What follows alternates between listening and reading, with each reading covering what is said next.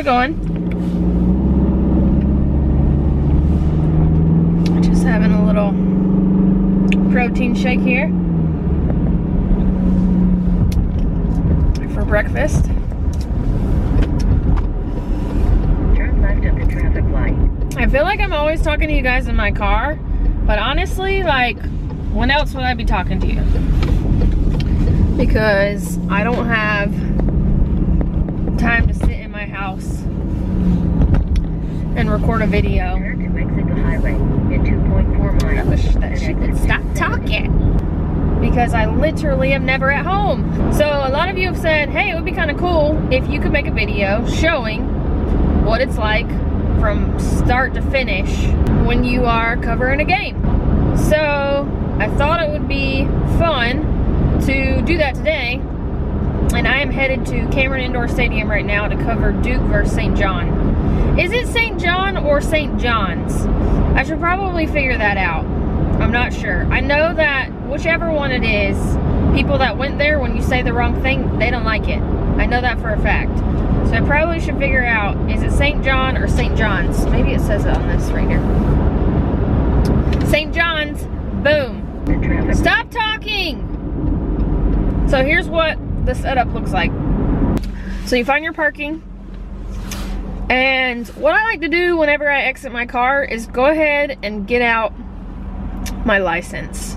And the reason for that is when you are covering games, you have to pick up a media credential.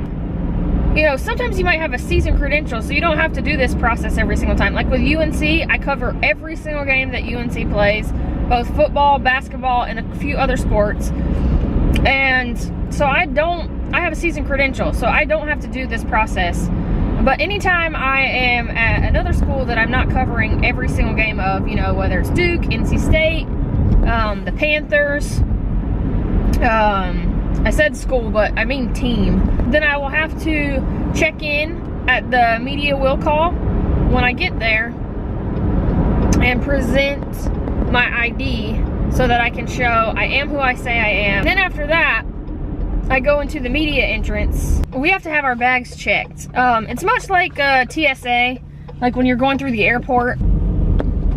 So we have to go through a checkpoint, and it is a little frustrating at times, but that is also the reason why it's important to get here at least 2 hours ahead of the game. I mean, there are lots of things that can go wrong that you would not expect to go wrong. And honestly, that can make or break your ability to cover the game correctly. For me, getting here 2 hours ahead of the game is non-negotiable. And if you're serious about what you're doing, that's not a big deal. So yeah, while I do feel like I'm here a lot and I spend a lot of extra time